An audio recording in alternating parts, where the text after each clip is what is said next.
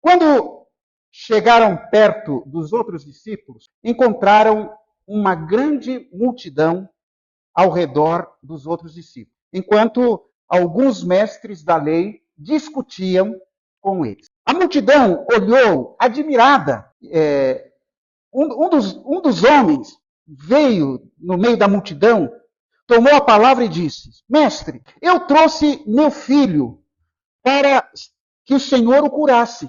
Ele não pode falar, porque está com um espírito que o impede de falar. E sempre que o espírito toma conta dele, atira-o no chão. Ele espuma pela boca, range os dentes e fica rígido. Então, eu pedi aos seus discípulos que expulsassem o demônio, mas eles não conseguiram. Depois disso, quando Jesus estava sozinho com os seus discípulos em casa, eles lhe perguntaram: por que nós não pudemos expulsar aquele espírito? E Jesus respondeu: essa espécie só sai com oração e jejum. Neste íntere desse texto, eu li o começo e o final da história. Depois de que aquele pai disse para Jesus que os discípulos não conseguiram resolver o problema do filho, Jesus curou aquele menino.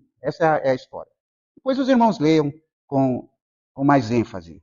Mas há uma pergunta nesse texto, uma perguntinha curta, uma pergunta profundamente desconfortável. A pergunta é a seguinte: por que não pudemos nós expulsá-lo? Em outras palavras, Senhor, o que aconteceu conosco? Eles já tinham expulsado demônios, os discípulos já tinham visto milagres, já tinham autoridade, mas agora falharam. E essa pergunta ecoa para nós hoje. Nós temos estrutura. Aqui nós temos uma estrutura, um ambiente agradável, bancos, som, música, mas temos pouco poder. Nós temos movimento. A igreja não está parada. Tá? Nós vamos ter bazar no sábado, vamos ter arraiá, nós temos outros eventos na igreja, temos movimento, mas pouca vida. Nós temos atividade, mas pouca autoridade. Gente, será que continuamos funcionando sem percebermos que perdemos o fôlego? Será que não está faltando fôlego para a igreja? Para ela ser mais relevante, para ela ser mais viva, mais atuante e produzir fruto? Nós já temos mais de 60 anos como igreja, não é? 60 e nem lembro mais. Mas não era para a gente estar mais forte. Será que nós perdemos o fôlego? Porque quando a igreja perde o fôlego, ela continua caminhando. Mas caminhando. Os discípulos não desistiram. Eles tentaram expulsar aquele demônio. Eles fizeram tudo o que haviam aprendido. Tentaram imitar tudo aquilo que eles viram. Mas nada aconteceu. E aqui é que está o perigo. Atividade não é sinônimo de poder. Eu já vi isso muitas vezes na minha vida. Parece que a igreja está meio devagar. Vamos fazer alguma coisa. Vamos pôr esse povo aí para caminhar. Como se atividade fosse sinônimo de poder. Às vezes a gente olha, aquela igreja é animada. Por que é animada? Faz muita coisa. Mas atividade não é sinônimo de poder. É possível que estejamos ocupados e vazios. Podemos fazer muito e depender pouco de Deus. Manter a máquina funcionando, mas com o coração doente. Muito trabalho, pouca presença. Muito ativismo e pouco momento só com Deus. Pouco com Deus. A multidão talvez não perceba. Aquele pai talvez não tenha percebido, mas Jesus percebeu o problema. A igreja perde o fôlego quando confia na experiência, mas não na dependência de Deus. Os discípulos perguntaram: por que nós não pudemos? Por que nós não conseguimos? Eles não culparam o menino. Eles não culparam o ambiente. Eles não culparam Satanás. Eles perguntaram: o que aconteceu conosco, Jesus? Por que nós não conseguimos resolver o problema daquele menino? Isso é humildade. Isso é um diagnóstico. Isso é começo de avivamento. Eles já tinham expulsado demônios antes. Tinham experiência. Tinham histórico. E exatamente por isso é que talvez eles tenham falhado. Porque nós podemos confiar tanto na nossa experiência que não dependemos de Deus. Porque uma das tentações mais sutis é começarmos dependendo de Deus e terminar dependendo da experiência. Para mim não é difícil pregar. Para mim não é. Já preguei milhares de sermões. Preparar um sermão para mim não é difícil, conheço toda a técnica. O difícil é me colocar nas mãos de Deus e dizer, Senhor, convém que Cristo cresça e eu diminua. Convém que tu me des a palavra. Convém que tu me digas o que eu tenho que falar. Convém que tu tires todos os meus achismos e me coloque inteiramente nas tuas mãos. É isso. Então esse é um problema. Nós fazemos coisas na igreja, tem gente aqui experiente. E na igreja, gente que já fez 1000 vezes, 1000 bazares, festas, 1000 coisas. Mas a grande questão é, Senhor, nós queremos que essa festa seja uma festa em que as pessoas encontrem Jesus. Nós queremos que essa festa mexa com o coração das pessoas. Que essas pessoas percebam que há algo diferente em nós. Que essas pessoas vejam a glória de Deus através do seu povo. Nós queremos que através dessa atividade, Senhor, pessoas venham a se converter. Então usa-nos, Senhor. Mexe com a nossa mente, com as nossas ideias, para que tudo que nós fizermos aqui seja para a tua glória. Eu sei que não é difícil o pessoal aqui da banda, os instrumentistas, os cantores, pegar a música, tiro de letra. O difícil é falar assim, Senhor, faze de mim um instrumento de renovação, de consolo, de alerta, de desafio. Que a tua glória seja vista aqui através. Nós queremos estar escondidos atrás da glória de Cristo. Isso é difícil. O difícil para nós é perguntarmos, Jesus, por que nós estamos falhando? Por que as pessoas não estão se convertendo, Jesus? Por que nós não estamos atraindo as pessoas? Por que há tantas pessoas desanimadas? Isso é difícil. Sabe, gente, existem batalhas que os métodos não resolvem. Os métodos não resolvem. Jesus respondeu, esta casta não pode sair senão por meio de oração e de jejum. Há batalhas que expõem a nossa condição espiritual. Sabe disso? Muitas vezes nós só vamos perceber se estamos firmes no Senhor, firmes espiritualmente, é no meio das lutas, das batalhas, das decepções, das dificuldades. Há crises que revelam o quanto realmente dependemos de Deus. Sabe, gente? Há filhos que não voltam só por argumentos. Filhos que estão afastados. E que não adianta você ficar ali naquele blá blá blá. O seu profundo conhecimento bíblico. Eles não voltam, não é só com palavras. Há casamentos que não se restauram só com conselhos. O casamento está mal, fragilizado. Não é só conselho que vai resolver. Vai ajudar. Mas não é só conselho. Há pecados que não caem só com o esforço humano. Há frieza espiritual que não se cura com eventos. O evento distrai. O evento pode trazer uma agitação temporária, mas a frieza espiritual não é o evento que vai resolver. Existem coisas na vida que só caem por meio da oração e jejum. A oração liga o espírito a Deus. O jejum desliga a carne da terra. Sabe, jejum é uma das disciplinas espirituais mais incompreendidas no nosso meio.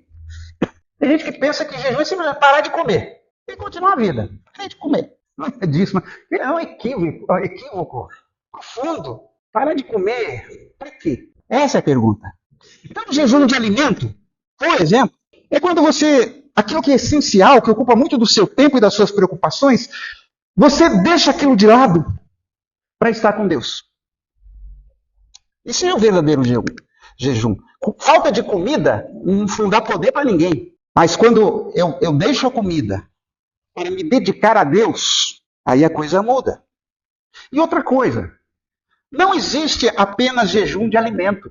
Eu, por exemplo, não posso ficar sem comer. Por causa da diabetes, eu não posso ficar sem comida. Porque a minha glicemia cai, eu posso entrar em coma diabético. Então eu não posso ficar sem comida, eu não posso fazer esse jejum. Mas há muitos jejuns aos quais eu posso fazer. Por exemplo, jejum de mídias e entretenimento.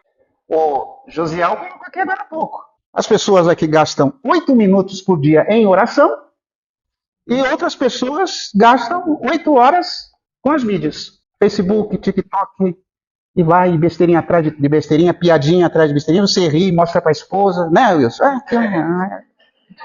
Mostra para o companheiro de trabalho, aquela besteirada toda, você ri, e você fica ali horas naquilo. Então, nós podemos fazer um jejum de mídias, de entretenimento, redes sociais, séries e filmes. Já chega a véspera de feriadão e as pessoas falam assim, olha, para você maratonar nesse feriadão. Aí você fica 8, 10 horas maratonando. Nem passa pela sua cabeça. Você fala assim, olha, eu tenho trabalhado muito, correria, dia a dia, feriadão, vou me dedicar a Deus. Vou orar, vou meditar, vou gastar um tempo em silêncio com Deus. Jejum de palavras. É aquele silêncio intencional, falar menos. Evitar discussões. Não reclamar. Não fofocar. Não se justificar. Jejum de compras e consumo. Abster-se de compras desnecessárias.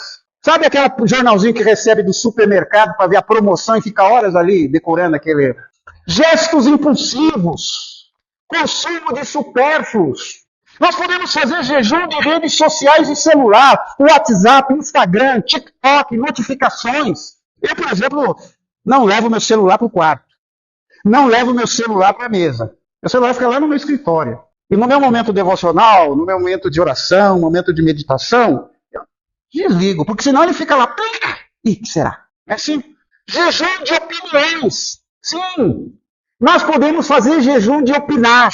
Não impor a minha opinião. Não entrar em debates. Não tentar ter razão. Não reagir impulsivamente. Jejum de hábitos automáticos. Como?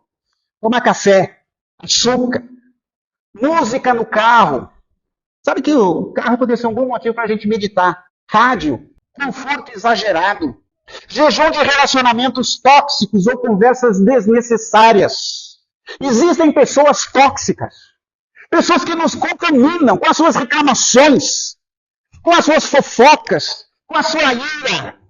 Existem conversas que drenam a gente. Sabe isso? Você conversa com uma pessoa e parece que ela está tirando algo de você assim.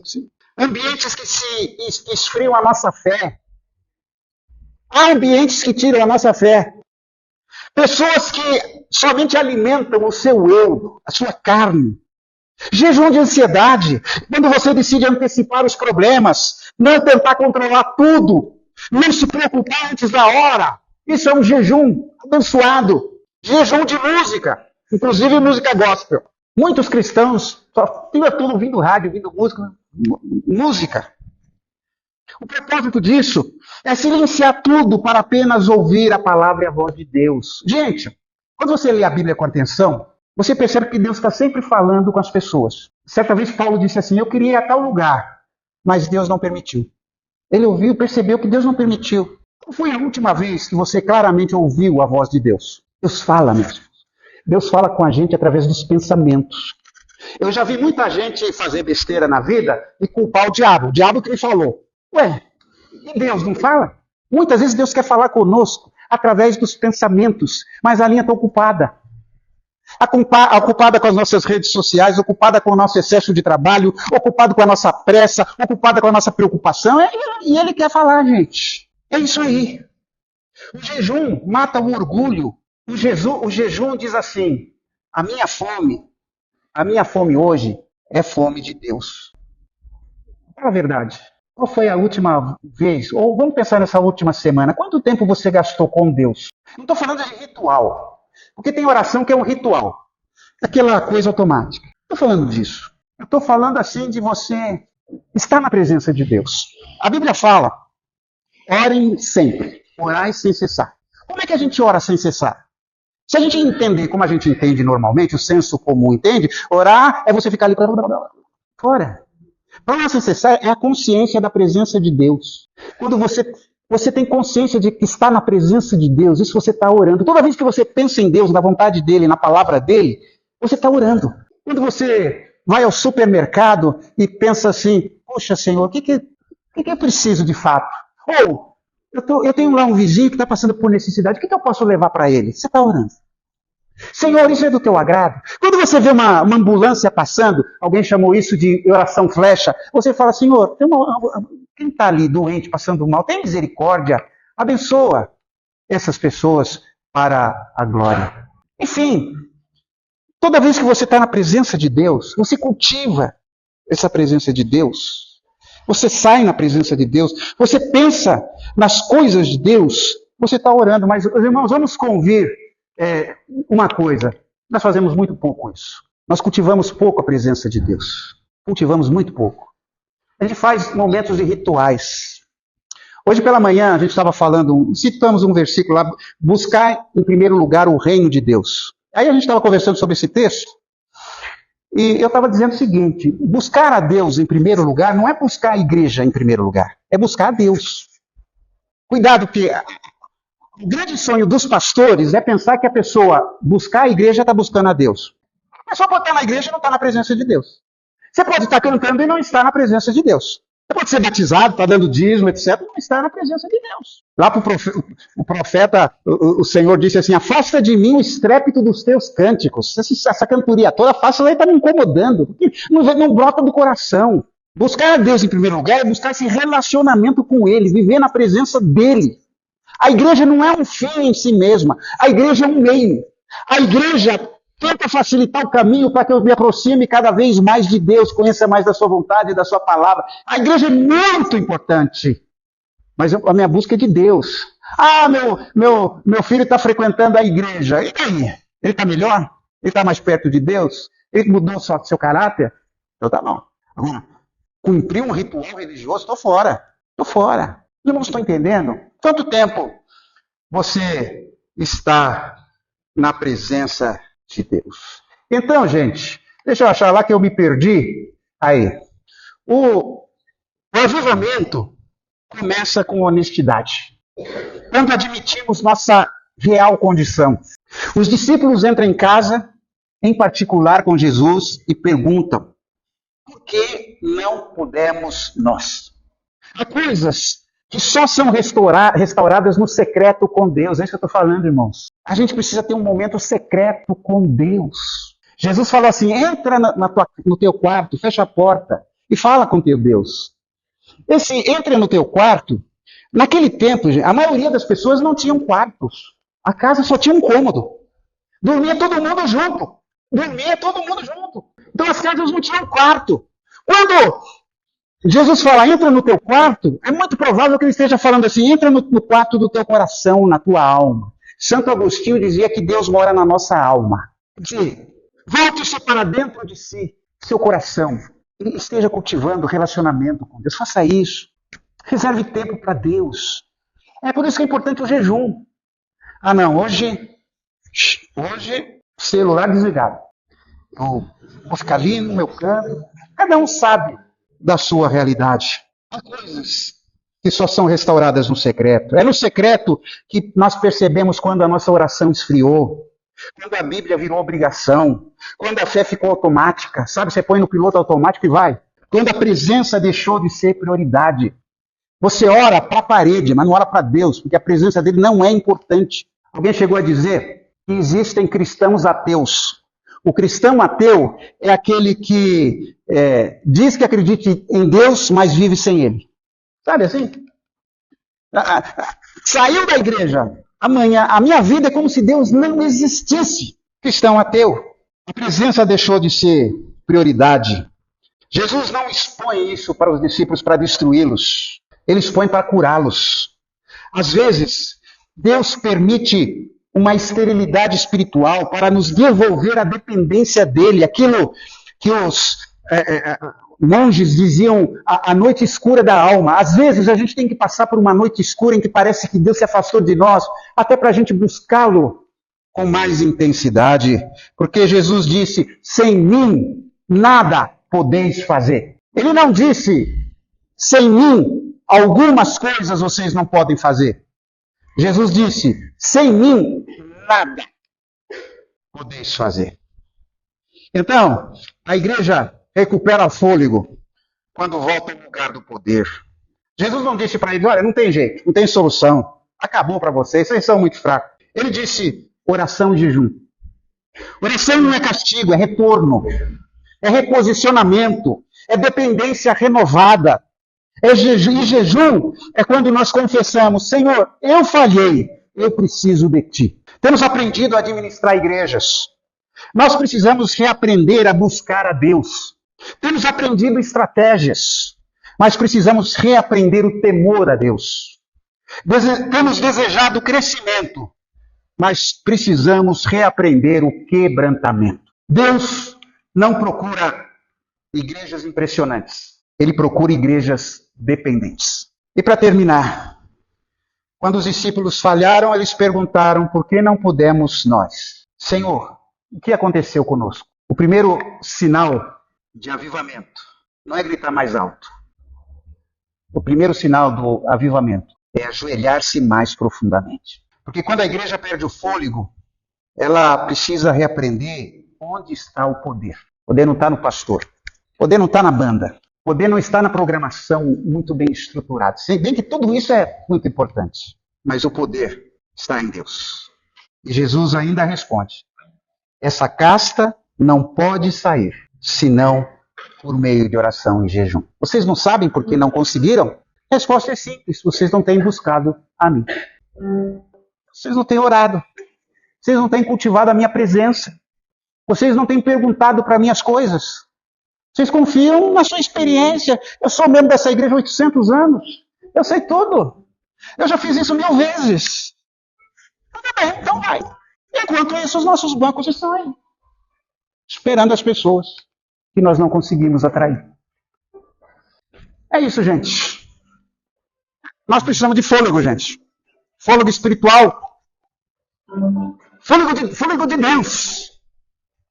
Assim, a gente precisa novamente reconectar na tomada para carregar essa tomada, essa comunhão com Deus.